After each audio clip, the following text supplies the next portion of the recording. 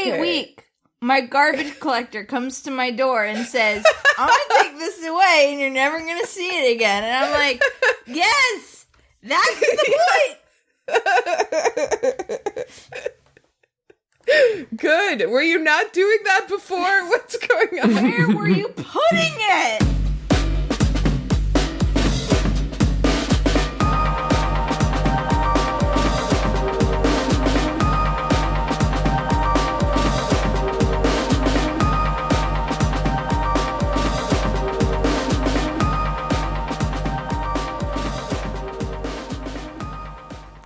Hello, and welcome to Way Too Broad, a show and tell program for really, really ridiculously excited grown-ups who have been having the longest week of anyone's life. Yep. This week, but we made it through, and it seems like we're seeing the light at the end of the tunnel. Yep. And I'm Hannah, and these are my co-hosts, Erin and Ben. Hi, Erin. Hello, Hannah. Hello, Ben. Hello. Up in the club, just broke up. Erin's got Single Ladies stuck in her head. I just watched that video the other day. Oh. Random. It's great. Yeah. Yeah. Great dancing. Yep. Great dancing. I just love it. Ugh. That Beyonce and her dancing. So I told Erin and Ben on like Tuesday, this is election week 2020 for posterity's sake in the U.S. I told Erin and Ben on Tuesday, which was election day, that I didn't want to record until the race was called. And it's Friday night now, and the race has still not been called, except by like Decision Desk HQ, which, good on them, because it's clear where things are going. Yeah, but, thank you, Decision Desk. But, so we just decided that we were just going to have to record anyway, and that's fine, because we're not really going to talk about the election, I don't think, unless it's someone's obsession, because God knows it's all we've been talking about all week. Anyway. Decision Desk Gay Q is Gay Q is like your best friend who's like, no, honey, you're not crazy.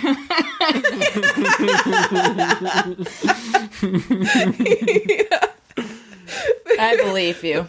I know. Yeah. I see it too, honey.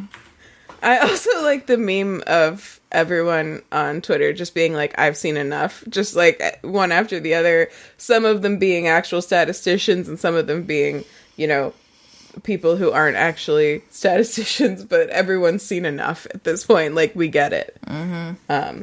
So yeah, we're ready for that to be all set so we can start fighting some of the bigger fights that we're going to have to fight forever. Including cleaning out the trash.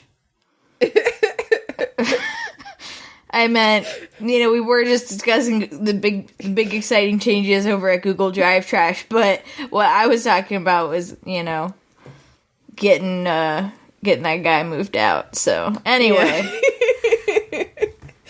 yeah, all squared away. Yeah, I think it'll happen. Yeah.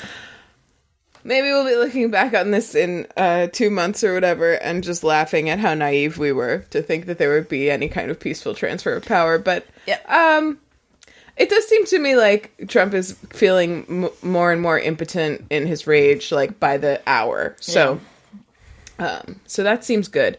But what are we drinking? Let me see who's first. Ben, what are you drinking? Ice water. Oh, not just ice. Just ice. Got us. Ice water. Ice water. Ice okay. Water. Water. Okay. Water. 1 or 2? 2. Oh, he's doing the Ben special. Mm-hmm. There's the Big Ben special. Excuse me, waiter. I'll take the Ben special. It's just 2 glasses of ice water. The waiter's like, that's on the house. Yeah. I'm doing a little restaurant role play for those of us who it's been a while. I'm drinking a lemon spindy. Oh, that's a good one. Hey. Yeah. Makes me happy. Are you Asleep. commanding the spindrift to make you happy? Make me happy. Make Make me happy. Make me happy, Lemon Spindy. You know what to do. Please make me happy.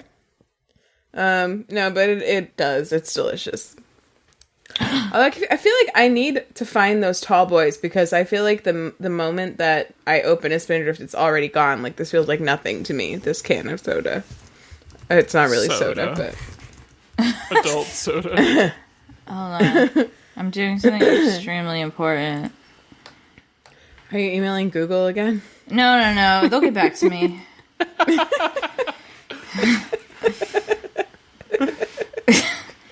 No. They'll get back to me. Give me a second. Wow. Erin's background make me happy because it's lemon Spindrift can. Wow. We can do custom backgrounds in Google Meets now, except for my work computer for some reason. So what are you drinking, Erin? All right, give me a second.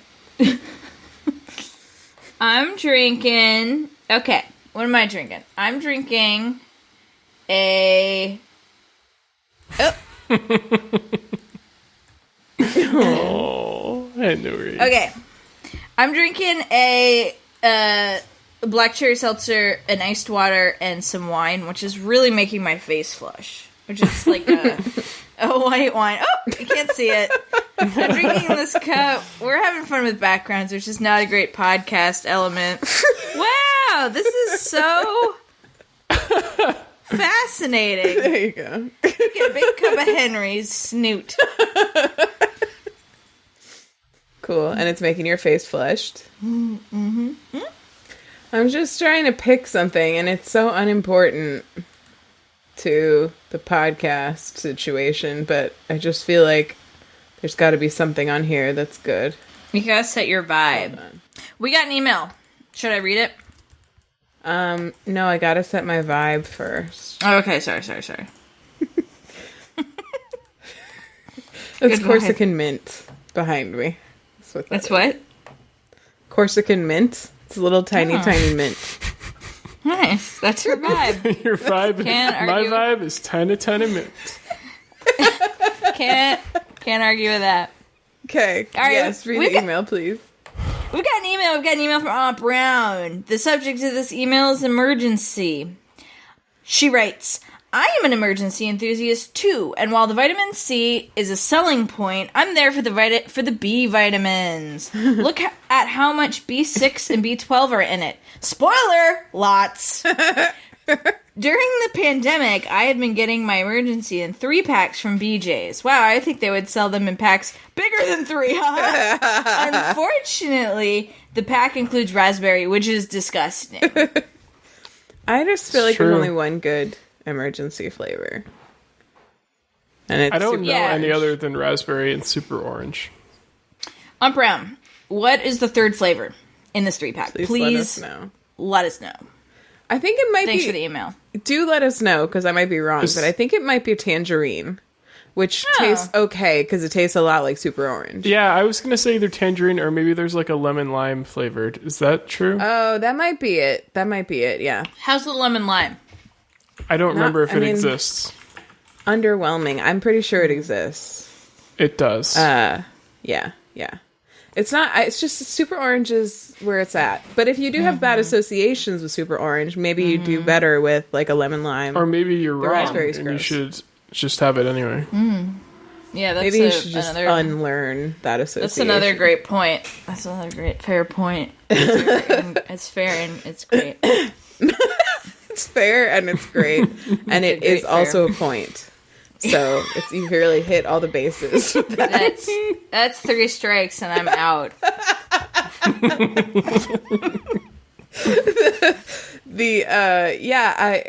There goes Mom bringing the spoilers again. But it's funny. Mom also messaged me about emergency earlier this week, and we were talking about the beverage. She's an enthusiast, and I actually didn't realize this, but she does drink it every day. And Yeah, and she asked me whether I put the powder into the cup first or the water into the cup first, because I didn't specify about that. And just so everybody knows, I do put the water in first. Me too. Because that's how you get the cool, like, witchy smoke effects as you pour the powder in. You don't get that if you put the water in second. And also, you can't trust the water pouring in to mix it all, because it just doesn't. So there's no point. You just lose out on coolness, and you still have to stir it anyway. So less witchy, still have to stir it, and 2 strikes and you're out. Exactly. So yeah, cool. Thanks for the email, Mom. Thank you, Aunt Brown. Really feeling your vibe, Hannah. Thank you. It's tiny mint, so.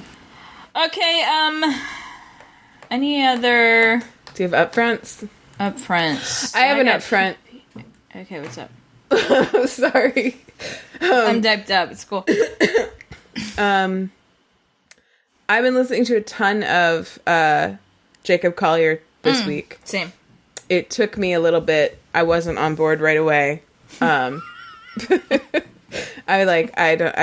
be onboarded. The thing about his style is that when it comes to at least the studio stuff, like, it's so precise and so well produced that, like, it was hitting me as the 1 or 2 songs I had listened to, and probably not even all the way through, were striking me as kind of, like, boring. But then, Ben directed me towards Moon River. I listened to a couple of his other songs, and then I just, like, a dam broke. And now it's, like, most of what I listen to. Moon River. Moon River. Water than a Yeah, so that was mile. beautiful. It's so for anybody who doesn't know, Moon River is Jacob Collier's. I don't know why. Ben, why did you tell me to listen to Moon River from Jacob Collier? Because I think I might have. I think you mentioned it was a song you really liked when I was talking about him. When I brought his I think I mentioned I really liked that one. That might be why. Yeah. I was like, Did you not say that, Hannah? I don't know. I do like it. What are you laughing at? Erin just okay. I don't know how much of everything that just happened I'm gonna have to cut out. Probably a lot. So, like, let me just explain. If there's, like, random, like, moments of laughter happening, it's because there's a new feature on. We probably have this in there, but there's a new feature on Google Meet where you can put in custom backgrounds like you already could in Zoom and stuff. And so we've been picking our vibe by like picking our backgrounds, right? And then at the end of it all, it just turned into, like, screen capping each other and putting ourselves in front of each other. And now there's just, like, 12 of all of us here. It's actually, I took a screenshot. I'm having trouble figuring out where's the real face of everyone. Yeah, so Erin took a screenshot and put it in our family Slack of what our chat looks like right now. And she said, we're having trouble recording the podcast. That was the caption. So. All right, sorry. Back on track. It's like I feel like I was like, you should listen to Moon River because it's a good one, or it's something like that. It's a banger. I can address this. At least the thing that prompted me. You might have said that on the podcast, and I might not have remembered. But if I find Moon River in our chat. Okay, so I think it was right before you mentioned that Herbie Hancock Jr. Christmas album that you love. Okay, that would explain a lot. So I can see that at 2:31 p.m. on October 24th, which I'd be willing to bet is a Saturday. So it's probably the day we were recording. Yes. So you sent a link to Moon River in Spotify, Erin, during the recording, which I ignored. Apologies. And then That's chill. And then Ben, because I was busy trying to figure out about why I thought, Herbie Hancock and Harry Connick Jr. And then Ben, 2 days later, tagged me in our Slack channel and asked me if I had listened to Jacob Collier's Moon River yet. And I was like, why is he asking me this out of the blue? Out of the goddamn blue. Yeah, and so then I went and listened to it because you both started giving me a hard time about not listening to it yet. Out of the blue, and so I don't know if he's giving you a hard time either. Wow. And so I listened to it. I actually watched the video, which is very cool, and it's great. And I was like, "Wow, this is great!" It's like 9 minutes long almost, but it's like all great. And then Ben posted a link to another song of his and of Jacob Collier's. All I Need, which has been my jam. It's been like one of the only things that can get me to stop, like paying attention, listening to election coverage this week has been just like when I'm like at my limit, I listen to All I Need and it like cools me down. And then because of that behavior, I've been listening to the rest of the album on shuffle of Jessie Volume 3. So I've been like getting to falling in love with all of those songs sequentially, like I do when I listen to a good album on shuffle like that. So it's been a good week for me and Jacob Collier at the very least. They're really onboarded at this point. I'm onboarded, yeah. So that's been my journey. I'm very happy about it. So thanks for bringing him to my attention, you two. You're welcome. I mean, I was only a +1. I only sucked that wreck, so that's on Ben. That's a good job on Ben. Okay. Yep. Thanks, team. Okay. Great job, team. Yeah, I've also been enjoying listening to a lot of Jacob Callin. JB Bauer. JB Macklemore on. Erin's been listening. I love Macklemore. Do you have friends too, Erin? We starting to, and then I interrupted you, and then everything happened. No, the whole background thing came to light. No, I don't think I got anything this week. I think I was about to say Jacob Collier too. I was listening to that. Was that last week's obsession? Was it last week or was it? I think it was 2 weeks ago. I think it was 2 weeks ago. Thank you. But I couldn't, for the life of me, tell you what my obsession was last week. Well, I could. There are ways. Please don't. I don't want to know. It's from hell, Hades. It's Hades. Oh, that's a good game. You should tell us about it sometime. Ian's been playing that a lot, and been loving it. Like, so much. Kyla's playing it, or she was playing it earlier today. Yeah.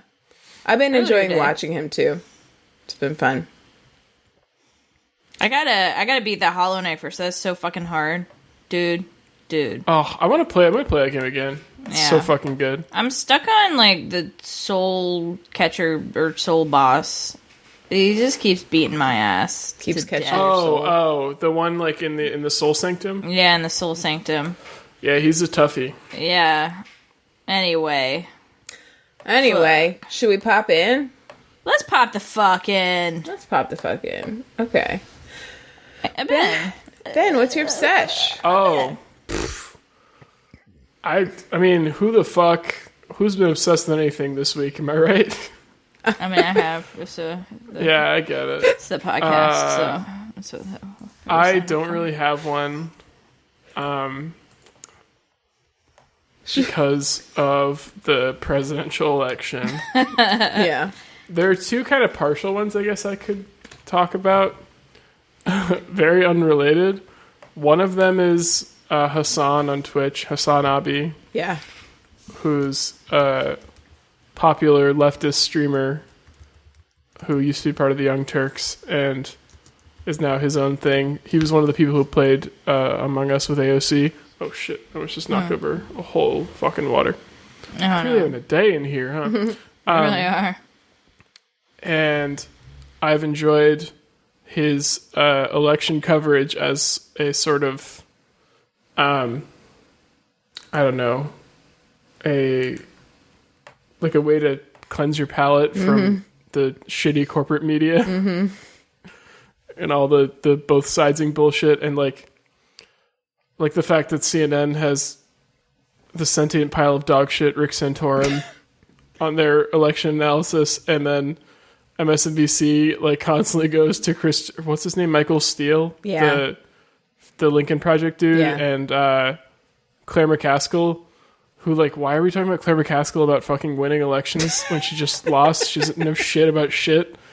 It's truly blowing my mind, the amount of, like, oh, we lost this because of the leftists and the radical socialists. I'm like, what the fuck are you talking about? Like, they got nothing. We got nothing that we wanted. Not one thing on that platform that we wanted. Like, it's so ridiculous. The only way that... on top of that, it is the first time, I believe, ever that no Republican in the House has lost their seat. Wow. The only way that the issue of socialism harmed the Democratic Party and Joe Biden specifically is that he didn't have a good and, like, honest answer about socialism whenever it came up, which was all the time. His answer was, I beat Bernie. Yeah. That was it. Yeah. Like, it's like, I've heard better answers from people running for fucking city council about socialism. Like, it's ridiculous. Like, the one that really stuck out to me was this... I honestly don't remember who he was or what he was running for, but he, when he was asked about, like, the specter of socialism, he was like, the thing about socialism is that it's already here, and it's in, like, things that people really like that the government does for us, like, Medicare and, like, Social Security. So, like, that's what socialism is about, is, like, and helping libraries. So it's like all the things that the government pays for as a public service, like, that's what something being socialized means. So, like, the postal service. The postal service, yeah. So it's just that's been frustrating, but it has been it's been AOC more had a fun really great the last 24 Twitter hours or about so. that today. Huh? Yeah. I said AOC had a really great Twitter thread about how bullshit that is today. Mm-hmm. And, like, a lot of the seats that they lost in the House were like moderates, and yet still, like, earlier today I was watching and someone was saying that it was actually one of my favorite reporters, and she was wearing a really cute dress. I really loved her dress, but she was saying, as I can't remember her name, as she was Ian, what's the news daughter's name?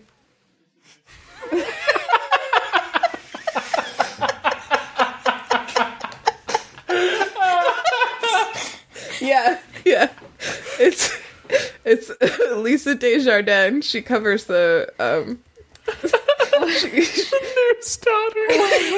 News daughter. We watch PBS NewsHour a lot, and we watched it a lot during the impeachment hearings a million years ago, and it was always Lisa Desjardins, Yamiche Alcindor, because she's the White House correspondent, and then Lisa is, like, the what's the collective word for the House and Senate that I can't remember. Anyway, Congress. She's the congressional correspondent, and then the like main desk anchor woman, who's, like, an older woman. And so we started calling Yamiche was always just Yamiche, because she's, like, so awesome. She's just great. Like, she's even better now because she's, like, untethered from having to talk about the president like he's a serious person. But like Lisa Desjardins, we call her news daughter, we call the desk lady news mom, and then there's this, like, sometimes anchor that comes in and fills in for news mom, and then we call him the news nephew. I like how the one person gets to keep their name because they're so awesome. Yeah. They, like, graduated. They've been promoted, like, back into their own name, and everyone else has their assignments. That's great. We love all of them. They're our news family. What are you two? Are you news babies? No, we're just viewers. Okay, you're just neighbors peeking in with the binoculars. Yeah, exactly. Gotcha. So yeah, but she was talking about House races that have been lost. News daughter was, and she was saying that She was saying that one of the people, she was like, yeah, she usually votes very moderate, but she was branded with this label of socialism and radical da-da-da-da, and then she lost her seat, and it's like, interesting. Do you think maybe like was at least a combination of those two things rather than just being that she was like labeled by some leftist tweets that never even got put into the platform? Like, really? Like, this is your analysis? Like, come on, Lisa. Wow. So His daughter let you down. she did, but she had a really cute Go dress to on. her room. It's almost like people are starting to see through like non-committal esoteric bullshit that moderates spew.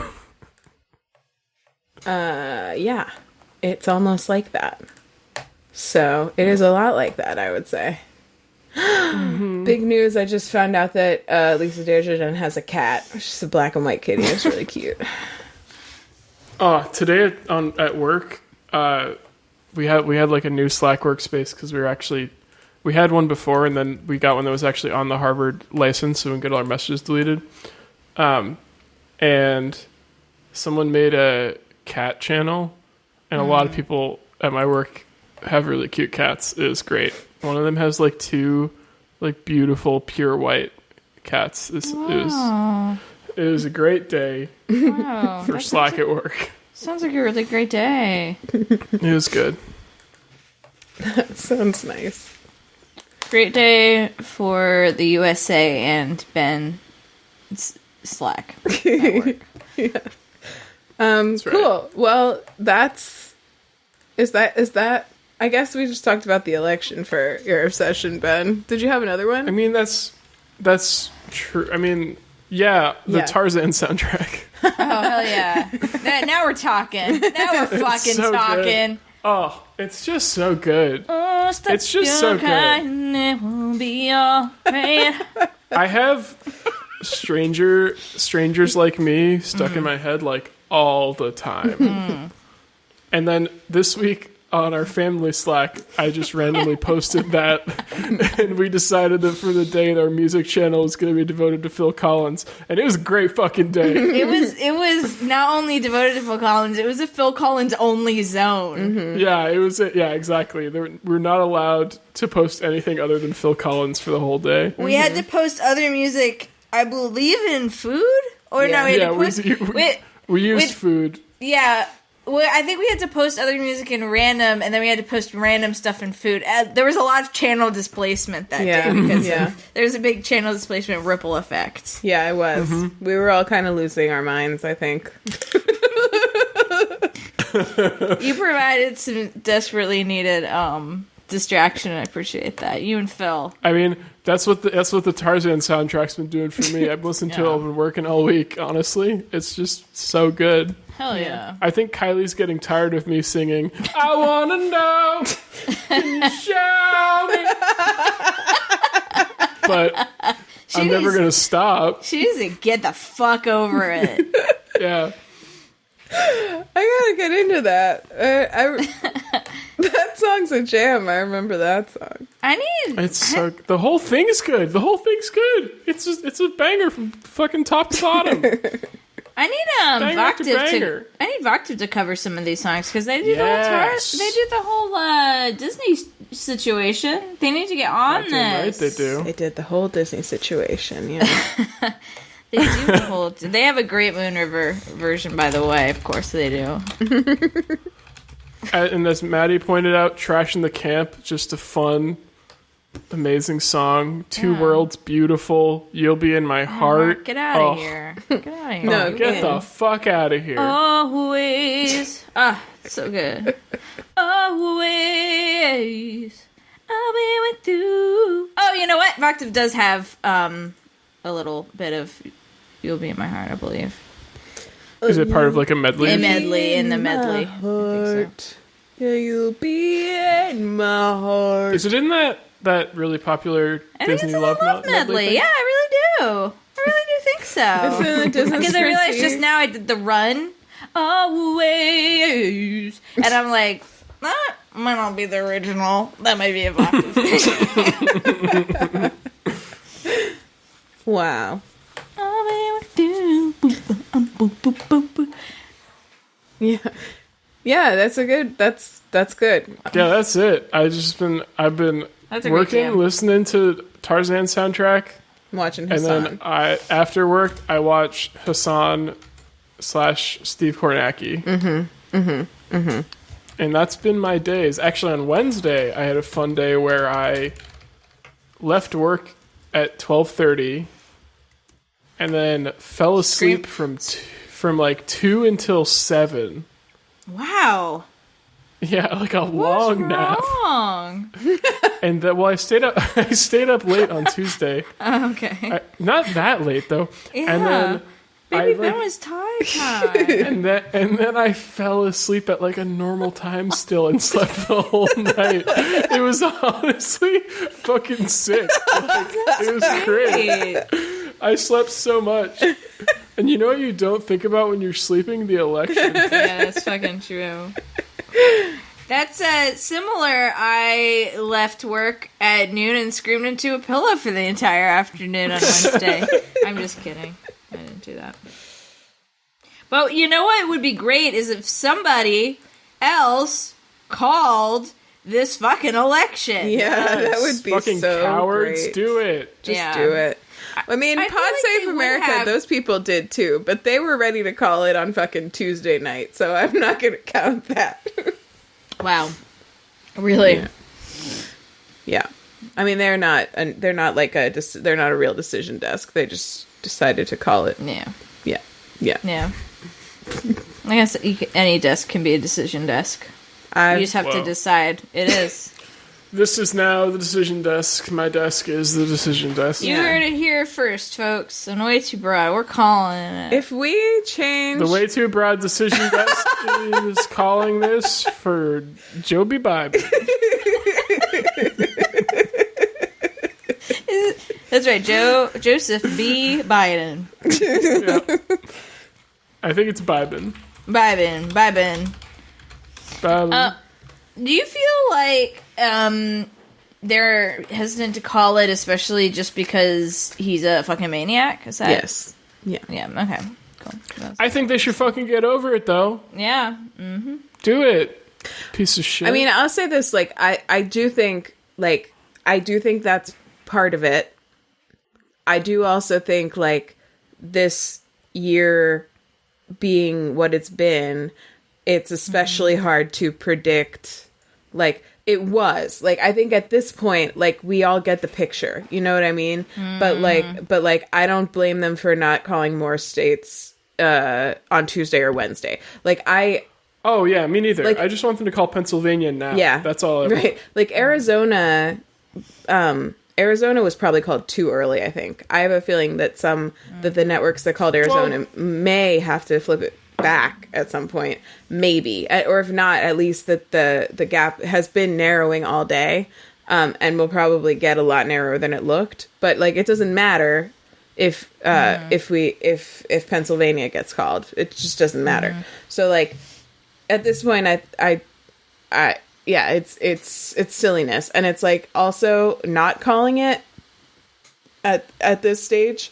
A lot of people are talking about how it's kind of like just it's like causing this sort of like dead air situation that's like drawing more attention to the lies that like Republicans are claiming about the about like widespread voter fraud and shit that are like completely baseless. So Just fucking call it. just call it. Just call it. That's our message. It's over. Yeah. All Yeah. of like, even like all the fucking data nerds like Nate Cohn and shit are like, yeah, It's over. it's pretty much over. Yeah. Like anyone who knows anything about the trajectory of all this shit is like, yeah, there's not really a way I mean, for Trump to win. like, I remember... And yet, here we are, not called. Yeah, I remember, like, you know, late Tuesday night or, like, maybe Wednesday on in 2016 on Election Day, like, being still hopeful that, like, something would change, like, the last-minute count would change something, you know, as, like, a person who wanted Hillary to win. But, like... Yeah. But, like, now it's as if, like, those people with these hopes that are just clearly not gonna come through are being like weighted above like the clear direction of all of the data, like in what's being reported. So although like I will say, like, in terms of how they're speaking on it, a lot of the networks are kind of like acting like they're definitely saying like it's looking like it's probably going to go his way, but no one will call it, and it's frustrating. They prepped us to not know for a few days. They didn't prep us to like know but not have any like official confirmation from any news desk. So I don't know. Yeah, I mean, to do with myself. Yeah. That also being said, like we as Democrats or left leaning people, we all like didn't want the anybody to call anything too early on the networks, and we were kind of emphasizing the fact that it was actually not any network making a call that determined who had actually won, and that's all still true. You know, but like it does very clearly drive the narrative. Like I was seeing a tweet about, I'm extremely, as we all are clearly in this moment, like all of us here in this podcast, I'm clearly like extremely. Was I supposed to be taking notes? Yeah, you are the note taker, the note keeper. Ben's the timekeeper, and I'm the boss. Wow. Who's news daughter? All right, sorry. All of us in this meeting continue. All of us in this meeting Can't are wait clearly extremely online, especially this week, and we like know that like it's basically over, and we like have that knowledge because we've been like all on Twitter and watching the maps and all like keeping up with everything. Because we got these big fucking brains. These huge brains. But like the average like person who has like been very busy living their lives all week, still really like there are a lot of people in the country who don't understand that like the winner is clear, and there's it's hard to believe when you're so caught up in it, but like they're you know, that's what the network's calling it does, is like makes it like common knowledge in a way that it's just not right now, basically. But anyway, by the time people are listening to this, maybe this issue will be over in terms of calling the race. Who knows? I don't know. That would be amazing. Yeah. I do sometimes lose track of which of the Bens on the bottom of my screen is the one that's going to move. But yeah, if you are wondering, we have all kept the chaotic screenshots on screenshots and screenshots and screenshots as our our backgrounds. Yeah. So it is a little confusing.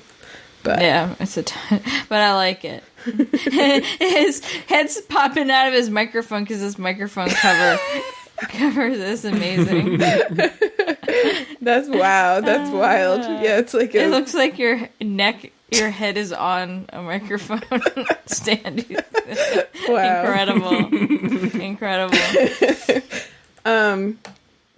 Well, good obsession. Yeah. Good as any. Yeah. I'd say. Yeah. Truly. This week, what are you gonna do? Napping, intense naps, and elections and Twitch followers. Good job. Mm-hmm. Good job, Ben. Face fist. And thanks for letting us have the room to rant about the election a little bit more, because we deserve it. Thanks honestly, for creating space in this meeting for that. Thanks for putting that on the agenda for What's next on the agenda for this meeting? Me. I'm next. What's going on? Welcome to you now. Welcome to me now. I have a true obsession this week, and awesome. Yes, my one obsession is the election, but the thing I've been doing to distract myself from the election, actually, this is great. I feel like this is like the second time this has happened recently where we mention something one week on the podcast and then it just like comes to fruition right away. Well, I think the other one I'm thinking of is that second podcast that we still haven't recorded. So, yeah. But I actually bought Spiritfarer during the podcast last week. Loyal listeners will remember. And I started playing it right after we were done recording. I did wait till after we were done recording to start. and I love it. I've been like I spent like basically the entire weekend just playing Spiritfarer, like all of Saturday night and then like all day on Sunday. Like beautiful all day. all day. Oh goddamn day. All day. I forgot to do anything else. I just sat on the couch or laid on the bed and played Spiritfarer, and it's just a really good game, and I want to tell you about it. Then fucking do it. Okay, I'll do waiting. There's plenty of time in this meeting for us to hear about it. It's on the agenda. So, actually, funny enough, I realized Spiritfarer also takes place in like the afterlife, the same way that Hades does. Like the first character that you meet in Spiritfarer is Charon, Charon, who is like the like in like Hades of like Greek mythology, is like the one that he's the boatman on the river Styx. Yeah, yes, exactly. So you take over his job right at the beginning. You meet him and he's like, you're going to be the Spiritfarer, you're basically the boatman, and you take over his job of like bringing spirits to this thing called the Everdoor, which is like this big it's like on another reference to Greek mythology, I think, a like a lake/river that's like red like blood. Just this one area is. The rest of the water that you like spend all your time in is just like nice blue water, and it's like a big like half circle above the water, but then its reflection makes it like a full circle, and that's another reference. That's like something that's in a lot of symbology for like life cycles and like spirit, and like being in the spirit world and then being in the physical world, and that being kind of like just the way that life is supposed to be, basically. Like so I think that's cool. But it's like the vibes could not be more different between Hades and Spiritfarer. There's no fighting at all in Spiritfarer. There's like so the spirits that you're ferrying about, you meet them like in random places all over the map. So you're like, there's like a lot of stuff you can do in the game. You can like upgrade your boat. You could do farming on the boat. You can do like a lot of different crafting and stuff on the boat. You can build like additional kind of buildings onto your boat that make it like more functional for certain things. I'm going to show you what my boat is looking like these days. So this boat's been heavily upgraded. I'm going to hold it up to the screen for you. Oh, it's nice and tall. Yeah. You can build stuff like anywhere. I'm just going to send you a picture. You can build stuff like anywhere, like including like up above where there's nothing on the ground, and it'll just make a ladder that goes up to where it is. So you can build things up really high without having to stack stuff, and it's like just like fun. You can like move stuff around, so you can try different layouts. So I really like that about it. It's got like this open worldy quality that I really appreciate, because like if you didn't want to, you wouldn't have to spend a whole ton of time on like designing your boat or whatever. There's like certain buildings that you have to build in order to get spirits like over to the Everdoor eventually, but you like don't have to. Sorry, I'm like being very chaotic about this. So let me explain. Hold on. I'm watching a little preview. It looks. I love the tagline of the game is a cozy management game about dying. Yeah, yeah, that is exactly what it is. So it's wild. So it's So okay, so you couldn't have rotated this thing. Sorry. So you meet a spirit, and everybody looks the same in the spirit world besides you. So it's very clear who you are right away. Everyone else is like this, like kind of berobed person with like a little bit of like spirit smoke coming off the top of them. But when a spirit decides to come be on your boat. Like, there are certain ones that you can tell that they're gonna be like potential passengers because you can kind of see the shape of their actual like spirit better than everybody else. So if you go talk to them, or like sometimes you have to do a little task to get them to join you, but eventually they'll decide to come be on your boat. And as soon as they come onto your boat, they're like in their like robe and stuff. There's like an event that's triggered where you get to like watch them turn into their true form, which is always like some kind of animal or living thing. And usually it turns out to be a person that you had some relationship with in your like living world. Like, one of them is your uncle. Some of them it's never totally clear how you knew them, but they just recognize you, or they like remember you, but they're not sure from where. And then, you know, they all have like distinct personalities. They have like distinct motivations. They have like special sort of actions that they'll do if you keep them happy enough, which is like you keep them fed, you give them hugs regularly, which are all different animations for every spirit, and they're really sweet. And you talk to them enough and stuff, and if you like kind of maintain them emotionally well enough, then they kind of give back to the sort of ecosystem of the ship. So they'll like, you know, there's one who can play music, and they'll also teach you how to do it so you can continue to use their skills after they leave. Like, there's one of the first people you get teaches you this song that can make your plants grow faster. And if she's in a really good mood, then she'll just go do that. And you'll just like be wandering by and you'll hear like her song playing. And then you come back and your plants have all just like, they're ready to be harvested. It's like really nice. And so like it's like very bittersweet because you get to really like love and appreciate these characters and like actually really enjoy having them around because they're like very helpful on the ship. And you like, the further you get down the path of their storylines, like the more you learn about what their lives were like and maybe more about how they died, and stuff. And then, they're just, and like it all kind of comes out in ways that are very symbolic.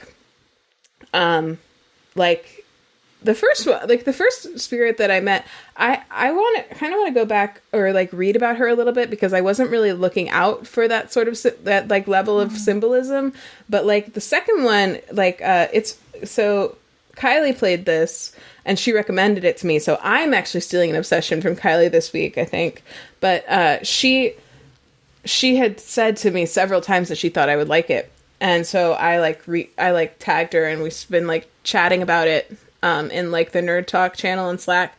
And we've been discussing like different characters, like which ones are our favorites, how do we think that they died, like all this stuff. And it's interesting because you can draw different interpretations from it because it's not like totally spelled out. But you end up with like a really surprisingly deep, like sort of mental image of what these people's lives were like and what mattered to them and what didn't and all this stuff. And then you, when they're ready to go, like when they've done all the things, they ask you to bring them to the Everdor and you go and do it. And you have like this last, like boat ride with them where you're just like rowing them along to the Everdor and they're, just talking, they're just like spilling their thoughts out to you. You don't ever say anything in this game. Like you make different facial expressions and stuff, but you're just kind of there to listen and do stuff. So they just talk and like you'll learn the most about them from that trip, like right before they leave.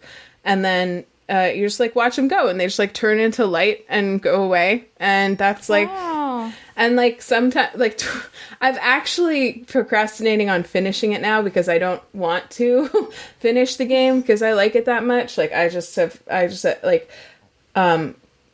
I'm seeing all the like boxes fill up and realizing I don't think there are any spirits left that I don't already have on my ship, and I only have like 2 of them left, and I'm just like, I don't want to do it. So I just like have not really been playing it in the last couple of days because I don't want to finish it. But yeah, it's really, it's just really cool. There's like all these, also there's like a lot of really fun little side quests in it that if you talk to people, it like kind of rewards exploration, which is why I feel like it's kind of open worldy. Like you have a lot of requests that people are asking you for at once. And you have like a tracker for them. So you don't have to remember all of them yourself. You can always go back and look and see like, okay, what does this person need? What does this person need? But they're not like that impatient about it. Like they'll remind you, but they're not in like a super hurry. So you can, as long as you keep them happy, if you want to go do some, they call them shenanigans in the little like tracker, like then you can go do that instead. And like, and like those can be fun too. Just like other villagers and stuff. So, and then also some of it, there's just like a lot of places, like there's this aspect of it that just seems to be about kind of like being present in the moment. Like the hugs remind me of that. Like you can't fast forward through the animation for the hugs. So you have to, most of them, you have to hug them regularly to keep their spirits up. And you have to like just watch the whole thing. You can't just like skip the animation. And there are a lot of things that are like that. And I think it's on purpose. And there's also a lot of areas in the game where you have the ability, like an action that you can do is just to sit. And they're like really, like they'll be usually in like really places that are pretty to sit in. And there's like never, as far as I can tell, been a utility to that sitting feature. It's just like a thing you can do and just like chill out for a bit, like, and enjoy nature in the game. Like, so it's that was one of our favorite vacation activities when we traveled abroad, so I love it. Yeah, so it's just a delight. I highly recommend it to anyone, but certainly to you, Erin, because we were talking about that last week. Yeah, that sounds so fucking nice. I have it on my wish list. It's so nice. Yeah, if you need a break from the hard games like Hollow Knight and Celeste and stuff, it's a good chill out game. It's very chill. Nice. It's chill, but it's not like it doesn't feel pointless. You know what I mean? Like you still feel like it's chill, but it's not. It doesn't feel boring, and it doesn't feel like you're not getting anything done. So I like that about it. Yeah, that seems really fucking nice. I just realized that. Just to bring it back around to the thing our listeners can't see, I've just realized that Ben's microphone appears in my screen and Erin's screen, but not on Ben's screen. Because it's being blacked out by the... Hey, there it is. It's bad. Love it. All right, cool. That's me. That's what I got. Love it. Nice. Good one. So good. So nice. Erin, what's your obsession? What's up, Hannah? You know what my obsession is. I know what it is. I've got an obsession. It is a television show. It is a television show on Netflix. It is The Haunting of Bly Manor. More like The Haunting of Gay Manor. Yeah, that's right. That's right. No, more like The Haunting Gay of Womanor. Gay Womanor. Yeah. So let me tell you why I started watching this show. Because it's gay. That's why. That's why. And having a friend I was gay, through some casual conversation, well, maybe Molly mentioned it to me. Okay, I want to stress this. When something's good and gay, you need to, like, really tell me about it. Like, it can't be just like, oh, it's just a little gay. Like, you gotta really tell me about it, okay? So, I didn't mean to come in so hot on this obsession, but... So, it's a scary show. Here's what I'll say. So, I know that the opinions that I had read and had been told about was that it's not really that scary. Gave me a lot of nightmares. I feel like it is scary, but it's good. Like, it's good and it's interesting. Let me back the fuck up. So, it's set in the 80s. It's about primarily this au pair named Danny.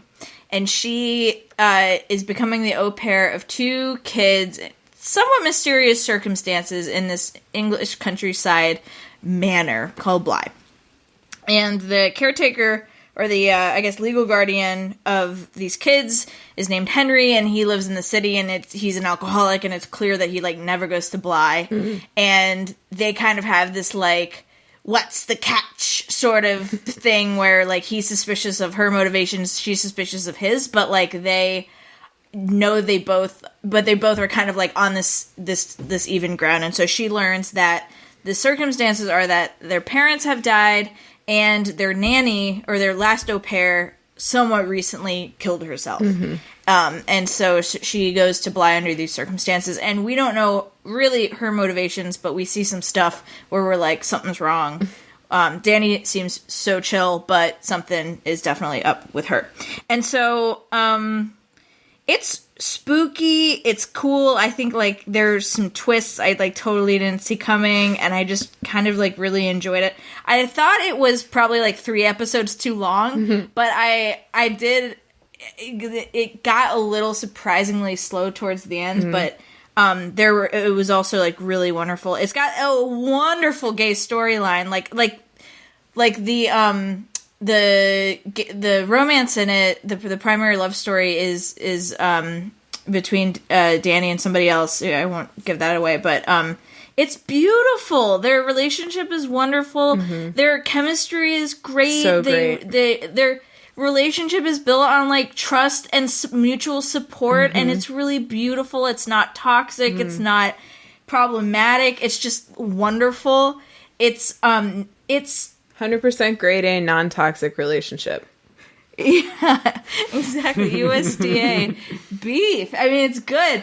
It's This relationship is beef. I'm telling you. USDA. It's good beef. It's sushi grade tuna, okay? This relationship is sushi grade This too. shit is sashimi. All right. Okay.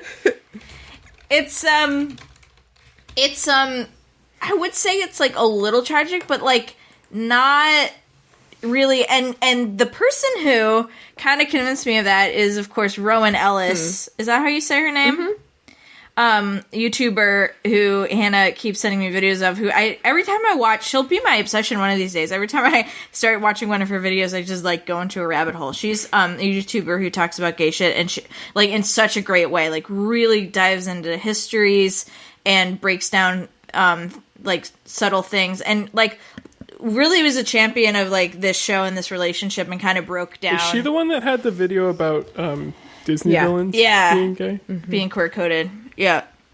So anyway, I just love it, it was spooky. It did give me nightmares, but just like gave me so many feels. Yeah. Like, just the love story, and it was so good. And I just can't tell you, like, that is so rare, right? And it's really sad, and I just get so excited when it's present. So this is what I'm saying.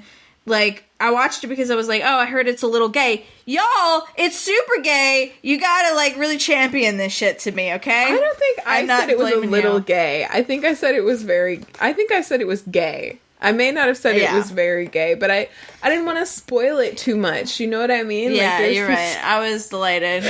The only thing I'll say, okay, so about the nightmares, in its defense, we totally binged it. Molly had seen it before, but we, it's been quite the week.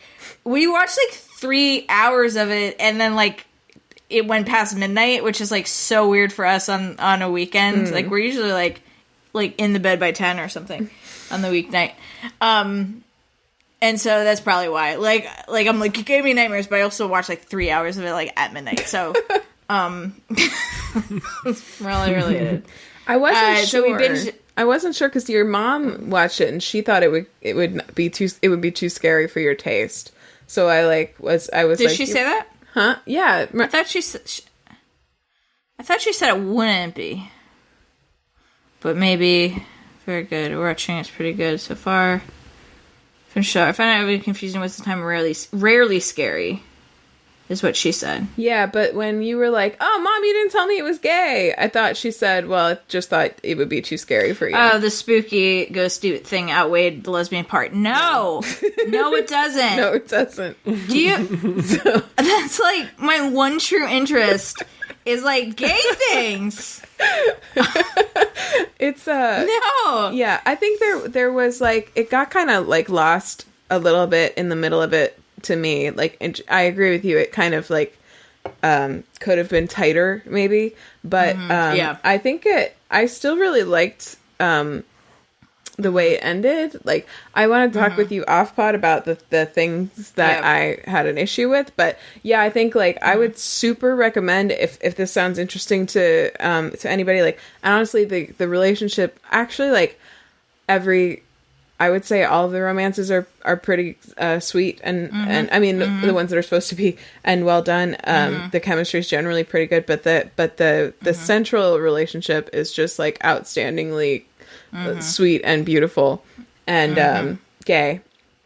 So if that sounds interesting to you, I would really recommend watch it through once, watch the Rowan Ellis video, and then watch it through again when you have the time, because like there are some themes that she pointed out that I won't get into because of spoilers that I found really rewarding to have on my mind when I was watching it again. And also, like, again, it's just some emotions that she helped me also work through with her video. So that was good. Also, did you know it's you did know because I said it on Slack, but did you know it's an adaptation of The Turn of the Screw?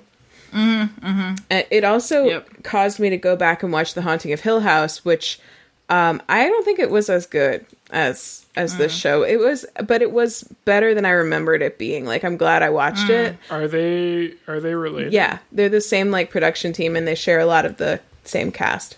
Oh, I didn't know that. Yeah, I'm actually glad you're recommending a second watch because we binged it so fast. We finished it, and then I was like, fuck, I'm not ready to be done with it yet. And so I think having a good excuse to watch it again will be good. Yeah.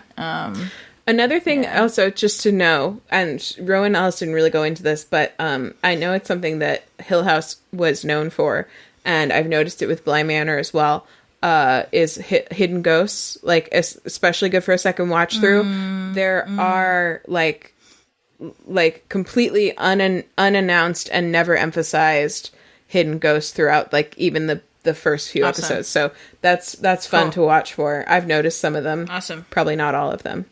But yeah, there's going to be a brag. there's going to be a third one too. I don't know what that one's going to be based on, loosely based on, but yeah, there's going to be a third one from the same like production team. It's supposed to be like a trilogy would be the wrong word because they don't really have anything in common, but you know. Yeah, I'll be interested to talk about trilogy. Maybe would be a better word. Yeah, definitely. You know, in all aspects.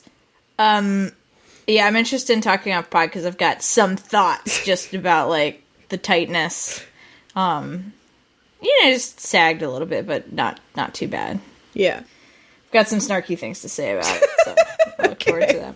I've got some bits. Okay, I've got some bits prepared about it. Okay, cool. We'll have spoiler time afterwards. Ben, you haven't seen it, right? No. No. You would like it, I think. I think you should watch it. Yeah. I don't watch scary things usually. Why? Yeah. Do you get those old nightmares?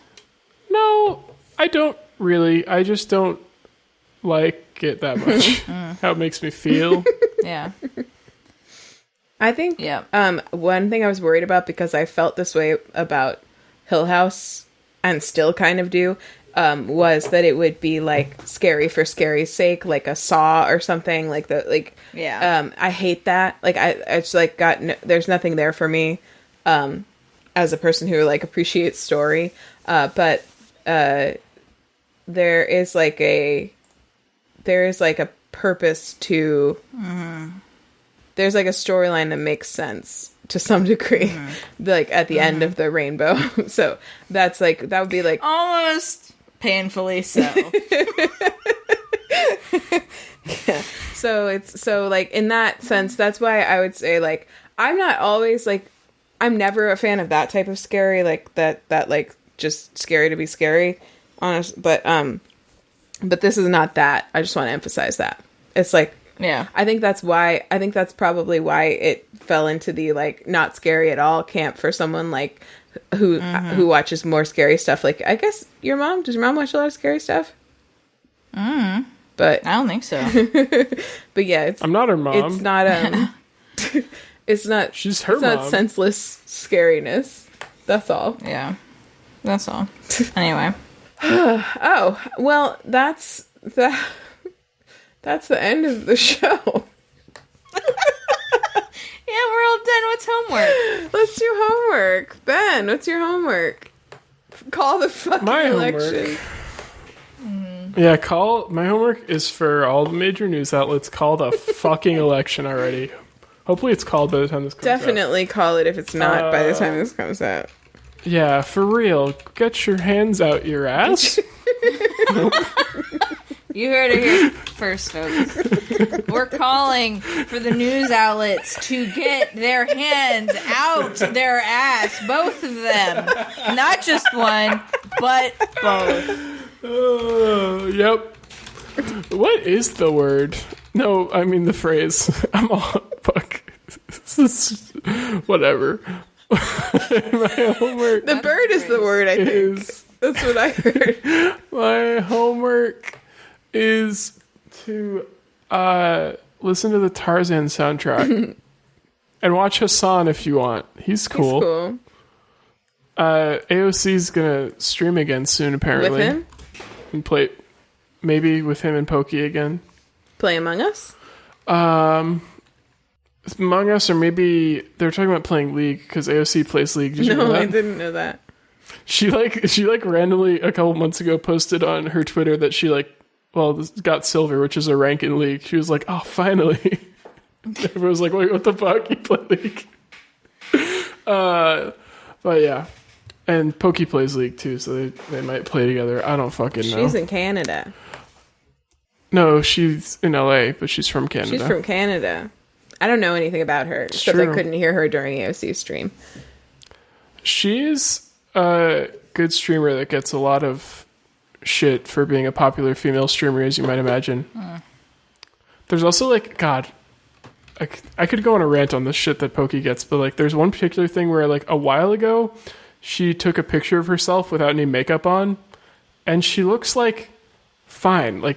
Obviously everyone looks fine, and she a lot of really toxic shitty dudes on Twitter will just reply to any post she makes with that picture of her with no makeup, as if she looks terrible and literally just to be mean. And A, she doesn't look terrible, and B, you're just being a huge asshole. Wow. And then of course there's all the people that accuse female streamers of only being successful because they're women, even though the community's horribly toxic to them all the time. Wow. And so the most popular female streamers get a lot of that. Anyway. Terrible. Yeah, it's bad. So go watch Pokey too. Support Pokimane on Pokimane. Twitch because she's cool. I think no. I mean, that's how people say it, but it's actually her real first name is Iman, and I think that's where it came from. How do you spell her Twitch name, though? Pokimane. Is her name spelled Imane? Yeah. I see. I believe so. That's cool. That is a cool name, but it is confusing, and I can see why people... It is, and I think a lot of people... I think the standard has kind of become... I think even she maybe says Pokimane now. I don't know. But whatever. Pokimane. Did I say everything? My Twitch, Disco Greg. My Twitter's Nancy Proof Ben. That's it. That's all of it. That's it. That's all you get. That's it, dude. Don't ask for more. Don't pitch a fit. My homework is try to find your vibe this week, and also play Spiritfarer on the Switch. I don't know if it's on other things, but you should play it.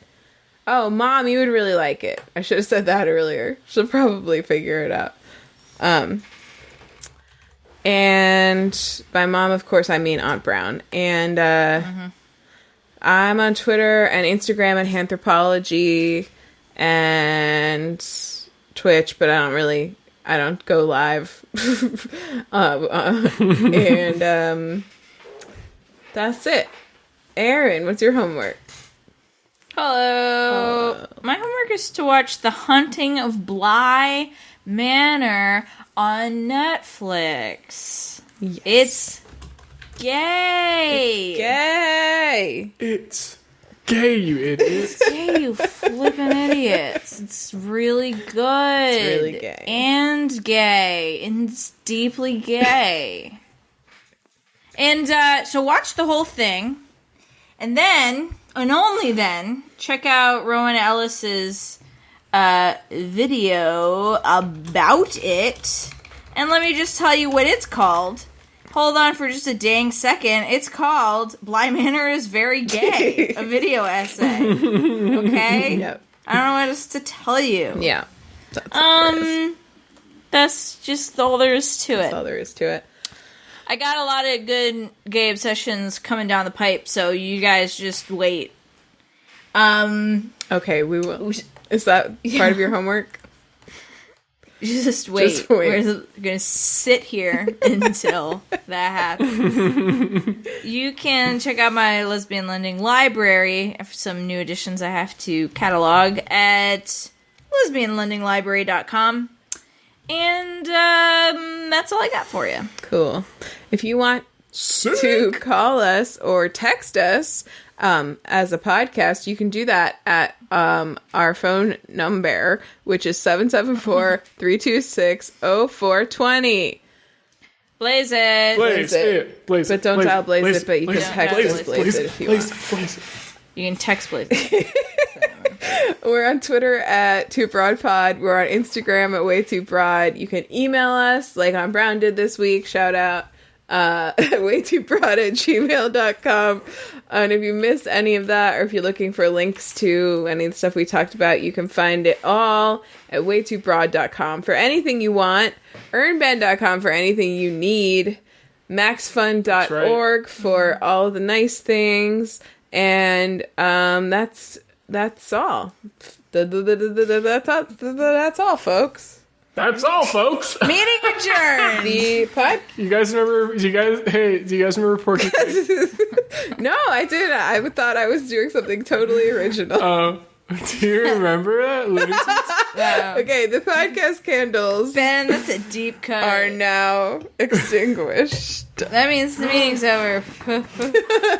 That's all, folks. Like Porky Pig from Looney Tunes. Wow. Such a good reference. I think Ben. they're aren't they doing wow. a reboot? Yo, the particle count was.